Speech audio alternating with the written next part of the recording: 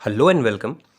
इस लेक्चर में हम सॉल्व करने वाले हैं ईएससी 2017 में पूछा गया क्वेश्चन जो कि रिलेटेड है सीपीएम एंड पर्ट टॉपिक से।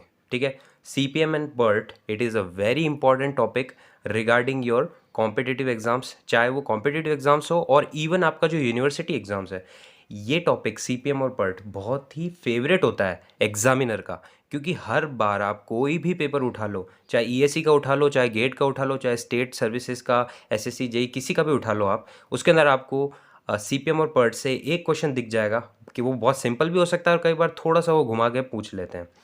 वैसे इसमें कोई ऐसा कॉम्प्लिकेटेड है नहीं है। अगर आपको बेसिक कॉन्सेप्ट, अगर आपको फॉर्मूलाज आते हैं तो it is a very simple part. आप इसको जल्दी से जल्दी ख़त्म कर सकते हो और एक आपका बर्डन ख़त्म हो जाएगा, क्योंकि इसके एग्ज़ाम्स में आने के चांसेस मतलब बहुत ज़्यादा होते हैं। ठीक है, इसकी प्रोबेबिलिटी बहुत हाई होती है कि आपको एग्ज़ाम में दिखेगा।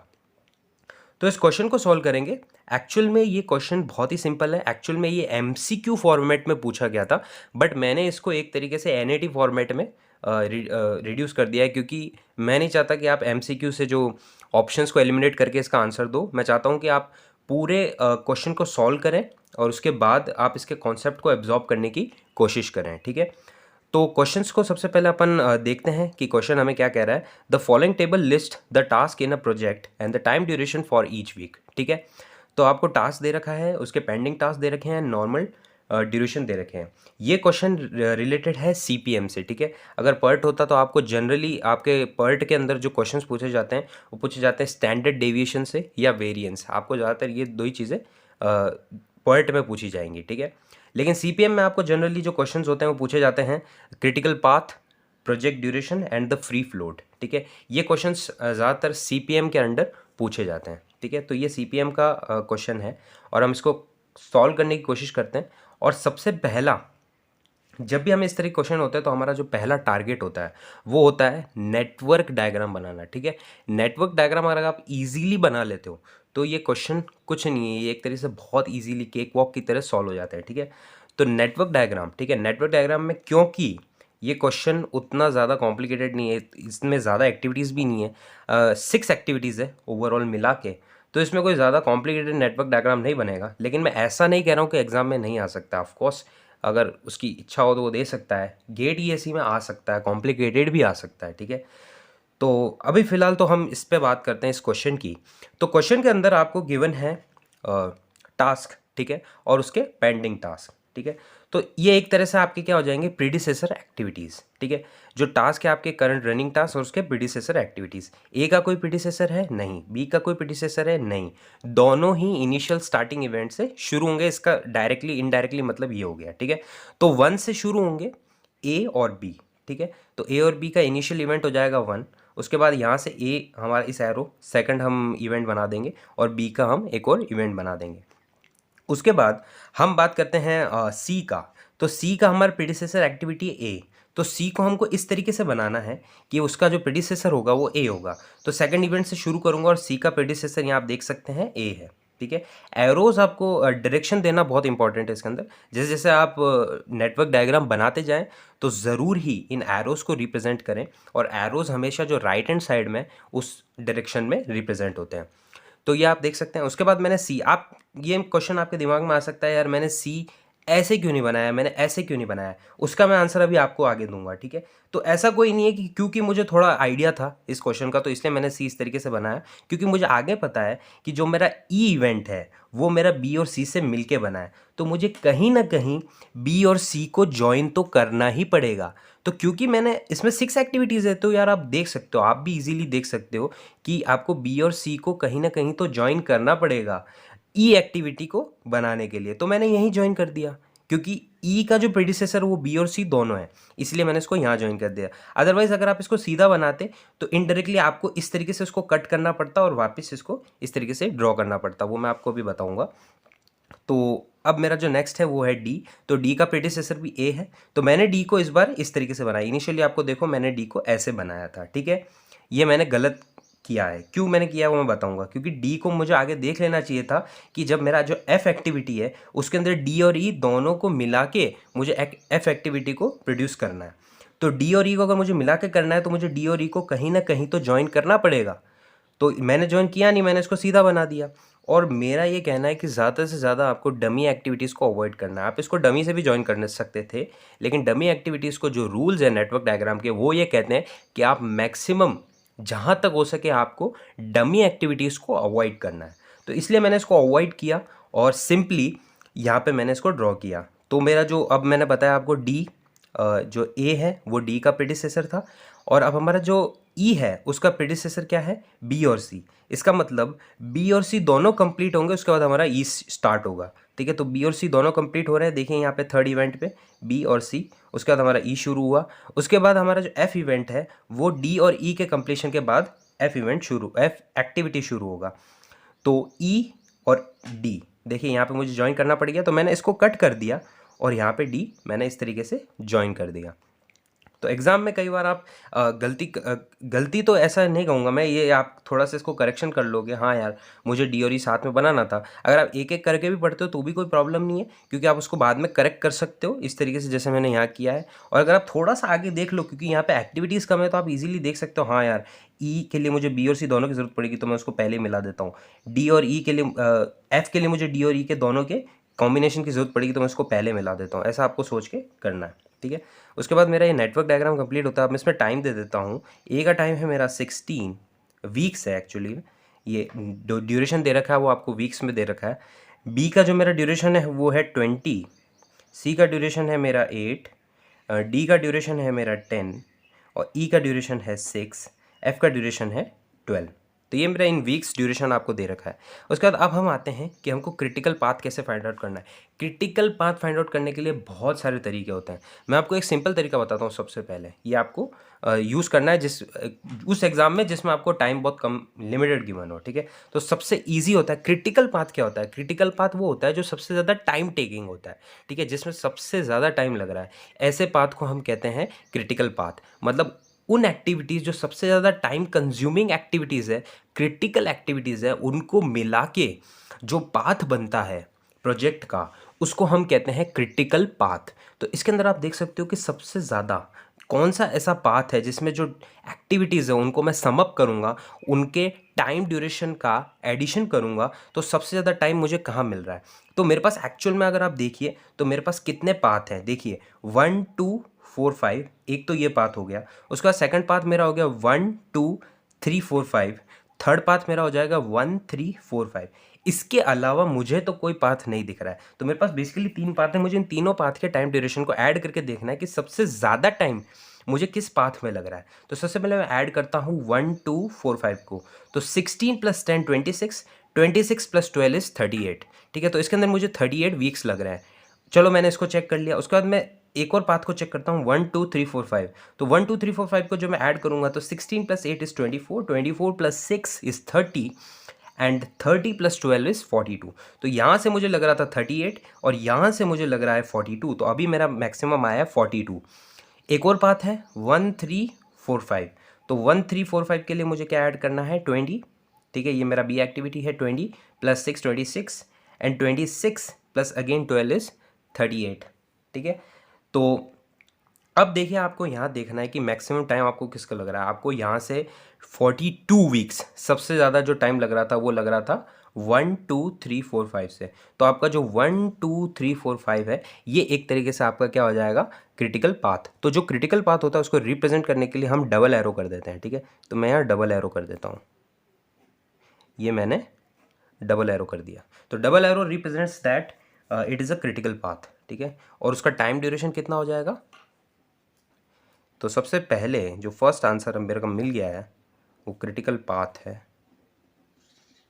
और वो आंसर हो जाएगा मेरा कितना 16 + 8 is 24 + 6 is 30 and 30 + 12 is 42 weeks. तो it will this is the project duration. Critical path ये नहीं है, ये प्रोजेक्ट ड्यूरेशन है हमारा, प्रोजेक्ट ड्यूरेशन जो हमको मिलता क्रिटिकल पाथ से ही है, ठीक है। तो ये हमारा प्रोजेक्ट ड्यूरेशन हो जाएगा। और क्रिटिकल पाथ हमारा क्या हो जाएगा ए के बाद हमारा क्या आ जाएगा सी के बाद हो जाएगा ई और ई के बाद हो जाएगा F. So A C E F will be are critical path. तो 2 क्वेश्चंस तो हमने इजीली सॉल्व कर लिए, ठीक है, 2 क्वेश्चन इजीली हमने सॉल्व कर लिए। अच्छा, क्रिटिकल पाथ एक और इसका तरीका होता है, वो मैं अभी आपको बताऊंगा, क्योंकि जब हम फ्री फ्लोट निकालेंगे तो उसके अंदर हमको फॉरवर्ड पास कंप्यूटेशन और बैकवर्ड पास कंप्यूटेशन करना पड़ेगा। उसके अंदर क्रिटिकल पाथ का मैं एक और तरीका बताऊंगा आपको, जिससे आप और इजीली इसको सॉल्व कर लोगे। तो ACEF will be are critical path. और अब हम बात करते हैं जो थर्ड क्वेश्चन है, फ्री फ्लोट। तो फ्री फ्लोट निकालना है हमें, जो हमारा थर्ड क्वेश्चन है। अब यार मैं तुमको एक चीज़ बता देता हूँ कि 3 तरह के फ्लोट होते हैं, total float, free float and independent float. 3 तरह के फ्लोट होते हैं। फ्लोट और स्लेक, ये 2 टर्म्स बहुत बार पूछे जाते हैं। गेट में भी आप देखो तो बहुत बार पूछे गए हैं, ESE वगैरह में पूछे जाते हैं, जैसा इस क्वेश्चन में पूछा गया है। ये सिंगल हैंडेड भी पूछ लेता है कई बार, केवल फ्री फ्लोट पूछ लेता है, कई बार तीनों पूछ लेता है, free float, total float, independent float. तो किस तरीके से सॉल्व करना है? तो फ्री फ्लोट, टोटल फ्लोट और इंडिपेंडेंट फ्लोट, इनको निकालने के 2 तरीके होते हैं। एक होता है टेबल से निकालना, ठीक है। तो टेबल से हम तब निकालते हैं जब ये क्वेश्चन, अगर ये क्वेश्चन MCQ में नहीं पूछा गया, अगर ये क्वेश्चन का मार्क्स होता अगर 16, 30, अगर इन मार्क्स में पूछा जाता है, अगर 30 मार्क्स का पूछा जाता, अगर आपको ये मेंस में पूछा जाता क्वेश्चन, ठीक है, कोई भी एग्जाम के मेंस में पूछा जाता, तो आपको टेबुलर फॉर्म से निकालना है। अभी क्या है कि हमारे पास टाइम कम है, हमारे पास इन एग्जाम्स में टाइम कम होता है, ठीक है, जो MCQs एग्जाम होते हैं, जो MCQ रिलेटेड एग्जाम्स होते हैं, तो उसके अंदर हमारे पास फॉर्मूला होता है, ठीक है। अब यार कितने फॉर्मूले याद रखोगे आप, ठीक है, हमेशा जब भी कोई क्वेश्चन करते हो तो हर नया फॉर्मूला आ जाता है। तो इसको याद रखने का एक ट्रिक है, वो मैं आपको भी बताता हूँ। सबसे पहले आपको बता देता हूँ कि फ्लोट क्या होता है, ठीक है। तो फ्लोट एक्चुअल में हमारे पास एक्स्ट्रा टाइम होता है। फ्लोट हमारा होता है extra time regarding an activity, जबकि extra time regarding an event, उसको हम कहते हैं स्लेक, ठीक है। जो भी हमारा एक्स्ट्रा टाइम होता है, अगर कोई भी हमारा इवेंट है उससे रिलेटेड अगर हमारा एक्स्ट्रा टाइम है तो उसको हम कहेंगे स्लेक। अगर हमारा एक्टिविटी से रिलेटेड हमारे पास एक्स्ट्रा टाइम ड्यूरेशन बचा है तो उसे हम कहेंगे फ्लोट। फ्लोट 3 तरह के होते हैं, स्लेक केवल एक ही तरीके का होता है। कई बार ये वर्ड्स इंटरचेंजेबली भी यूज़ हो जाते हैं, तो ज़्यादा कन्फ्यूज़ होने की बात नहीं है, ठीक है। तो हमको अभी फिलहाल निकालना है फ्री फ्लोट, ठीक है। तो फ्री फ्लोट मैंने आपको बताया फॉर्मूला से भी निकाल सकते हैं, टेबुलर फॉर्म से भी निकाल सकते हैं। यहाँ हम सॉल्व कर रहे हैं एक MCQ क्वेश्चन, जो कि कम मार्क्स में पूछा गया है, 2 या 3 मार्क्स में, 1 या 2 मार्क्स में पूछा जाता है। तो उसके लिए हम क्या यूज़ लेंगे, फॉर्मूला। अब फॉर्मूला को कैसे निकालना है, तो फॉर्मूला हमारा होता है, उसका ट्रिक बता देता हूँ आपको, ट्रिक से लिखता हूँ मैं फॉर्मूला। तो सबसे पहले आपको ये ध्यान रखना है, सबसे पहले आता है टोटल फ्लोट, उसके बाद आता है फ्री फ्लोट, और लास्ट में आता है आपका इंडिपेंडेंट फ्लोट। ये सीरीज़ आपको ध्यान रखनी, इसी सीरीज़ में लिखना। अगर आपने ऊपर नीचे लिख दिया, तो आपका फॉर्मूला फिर गलत हो जाएगा, ठीक है, क्योंकि मैं फॉर्मूला बना रहा हूँ, याद नहीं करवा रहा हूँ आपको। Total float, free float, independent float. अब आपको कैसे लिखना है, ली, एक आपको वर्ड ध्यान में रखना है, ली, ठीक है, LEE, ली। सबसे पहले ऊपर से नीचे लिखना है ली, फिर नीचे से ऊपर लिखना है ली, ठीक है, और लास्ट में आपको ऐड करना है एक्टिविटी का टाइम ड्यूरेशन, ठीक है, और इनको ब्रैकेट में करना है, ठीक है। यहाँ आपको क्या करना है, माइनस, ठीक है, यहाँ माइनस प्लस, यहाँ भी माइनस प्लस, यहाँ भी माइनस प्लस, ठीक है। यहाँ आपको लिखना है J और यहाँ आपको लिखना है I, यहाँ आपको लिखना है J, यहाँ लिखना है I, JI। तो ये आपका फॉर्मूला रेडी हो चुका है तीनों के लिए। किसके लिए, total float, free float, independent float. बस इसको सीरीज़ में लिखना, अगर आपने सीरीज़ में नहीं लिखा तो गलत हो जाएगा, ठीक है। तो फॉर्मूला किस तरीके से ध्यान रखना है, ली, ऊपर से ली, नीचे से ली, और प्लस आपका एक्टिविटी ड्यूरेशन तीनों में ऐड करना। अच्छा, कभी ये कन्फ्यूजन हो जाता है यार कि यहाँ नेगेटिव है यहाँ पॉजिटिव है, कि यहाँ पॉजिटिव है यहाँ नेगेटिव है। तो एक चीज़ ध्यान रखना है कि ब्रैकेट को पहले सॉल्व कर रहे हैं, ठीक है, और बोर्ड मास के रूल के मुताबिक अगर हम करें तो एडिशन पहले आता है, सब्ट्रैक्शन बाद में आता है। तो यार हमको पहले ब्रैकेट सॉल्व करना है, तो पहले ब्रैकेट सॉल्व से आप ये ध्यान रखना कि उसके अंदर ज़रूर ना ज़रूर एडिशन होगा, बिकॉज एडिशन पहले आएगा, ठीक है, सब्ट्रैक्शन से। तो ये एक मेरा तरीका है जिससे मैं याद रखता हूँ, तो आप भी याद रख पाओगे। इसके अंदर क्या हो जाएगा, EI plus TIJ, EI plus TIJ और LI प्लस TIJ। उसके बाद इसको आपको सब्ट्रैक्ट करना है LJ, EJ और इसमें से, ठीक है। तो ली, ऊपर से ली, नीचे से ली, प्लस TIJ। सबसे पहले क्या लिखना है, J, फिर I, और ये तो आई जे आएगा, जे पहले आएगा और आई बाद में आएगा, ये चीज़ भी रिमेंबर करनी है। चलो हमने ये तो समझ लिया कि फॉर्मूला किस तरीके से हम डेराइव कर पाएंगे, मतलब ट्रिक से डेराइव कर पाएंगे। तो अब हम ये देखते हैं कि एक्चुअल में एल जे ई जे ये है क्या है। ठीक है, तो हमारा जो एक एक्टिविटी होता है वो दो इवेंट से मिलके बना होता है। ठीक है, 1 और 2 से। जैसे ए एक्टिविटी है वो 2 इवेंट है, उसके अंदर 1 और 2। ठीक है, तो 1 जो इवेंट है मेरा, उसके अंदर जो इनिशियल उसका टाइम है, ठीक है, वो उसको मैं कहूँगा ई आई।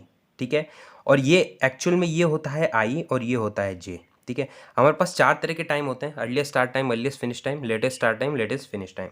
ठीक है, उसके लिए हम एक्टिविटी इवेंट के रिगार्डिंग जब लिखते हैं तो उसको लिखते हैं ई आई, ई जे, एल आई, एल जे। तो इन चारों टर्म्स को निकालने के लिए ये हर एक्टिविटी के लिए 4 टाइम आपके पास होंगे। ठीक है, ई आई, ई जे, L I, L J.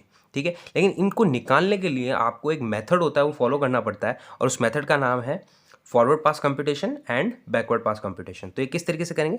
Initially आप जो स्टार्टिंग है उसके इवेंट को जब आप फॉरवर्ड पास कंप्यूटेशन करेंगे तो आपको मूव करना है फ्रॉम लेफ्ट टू राइट, और जब बैकवर्ड पास करेंगे तो फ्रॉम राइट टू लेफ्ट। ठीक है, इस तरीके से मूव करना है।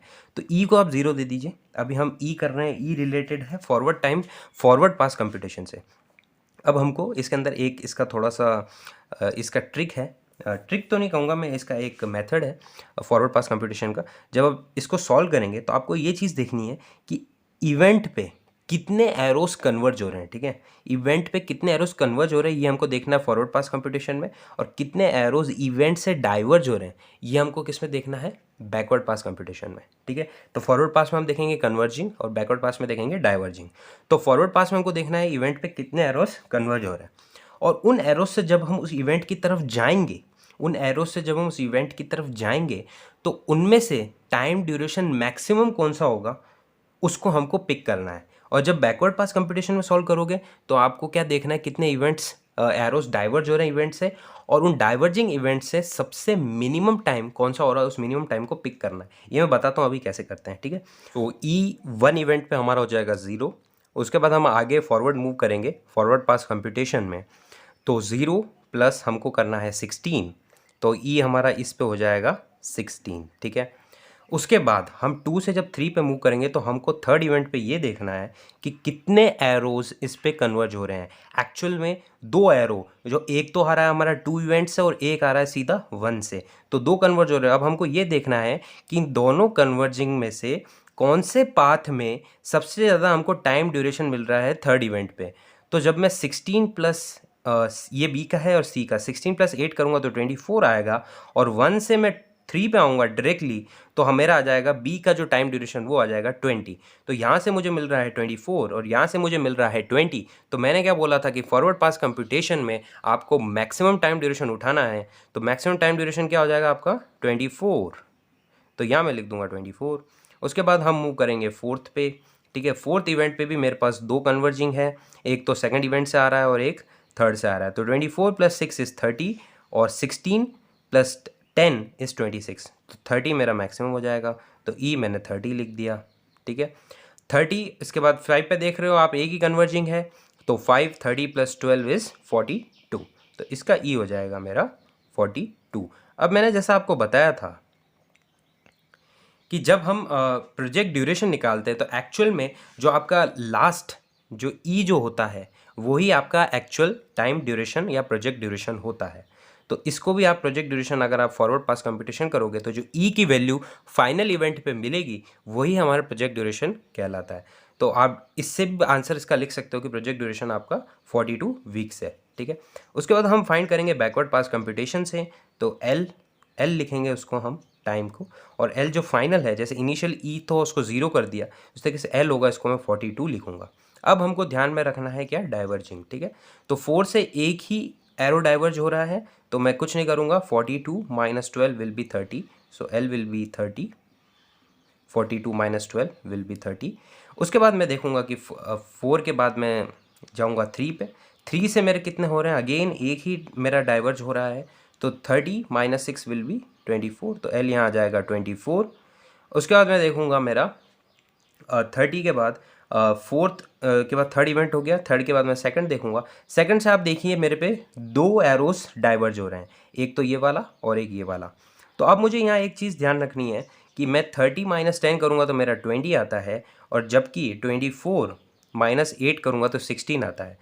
तो 30 माइनस 10 विल बी 20 और 24 माइनस 8 विल बी 16। दोनों में से मिनिमम कौन सा है? 16 मिनिमम है या 20 मिनिमम है? 16 मिनिमम है, तो 16 मैं यहाँ पे लिख दूंगा। तो L मेरा क्या हो जाएगा? 16। तो L मेरा आ गया 16। उसके बाद हम मूव करेंगे फर्दर 1 पे। 1 से भी वन इवेंट से 2 एरोज डाइवर्ज हो रहे हैं, एक तो ये वाला और एक ये वाला। यहाँ से मैं जाऊँगा तो 24 माइनस आपका 20 विच विल बी 4, और 16 जो आपका यहाँ पे L है उसमें से 16 घटाओगे तो 0 आएगा, तो 0 विल बी मिनिमम, और यहाँ पे 0 ही आना चाहिए। ये वैल्यू सेम होनी चाहिए इनिशियल इवेंट और फाइनल इवेंट पे। 1 पे आपकी E0 और L0 है, उसी तरीके से फाइनल इवेंट पे आपका E42 है और L42 है। ठीक है, तो क्रिटिकल पाथ निकाल लिया हमने, प्रोजेक्ट ड्यूरेशन आपका आ गया है 42। अब हमको निकालना क्या है? Free float. ठीक है, तो हम फ्री फ्लोट निकाल रहे थे, उसके लिए हमने फॉरवर्ड पास बैकवर्ड पास कंप्यूटेशन किया, ई और एल फाइंड आउट किया।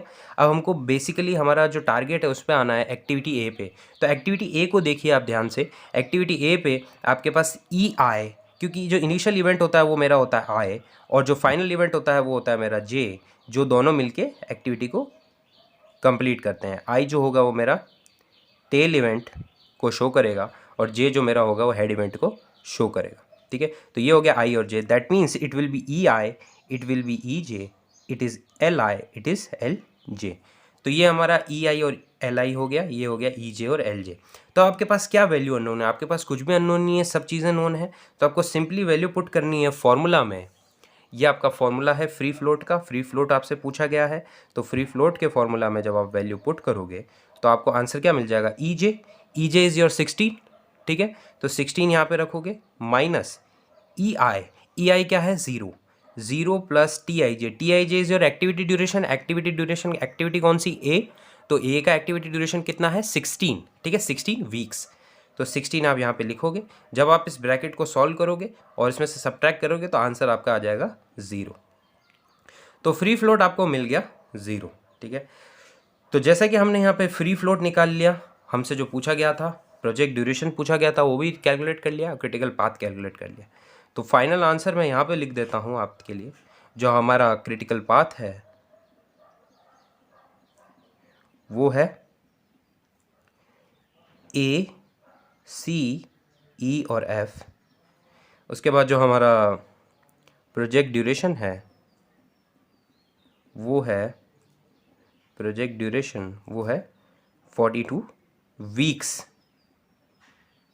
और लास्ट में फ्री फ्लोट कितना है? 0। तो ये आपके तीनों जो क्वेश्चन पूछे गए थे, क्वेश्चन में 3 चीज़ें पूछी गई थी, तीनों हमने कैलकुलेट कर ली। सो मिलते रहेंगे नेक्स्ट वीडियो में, और तब तक के लिए good bye, take care, God bless you all.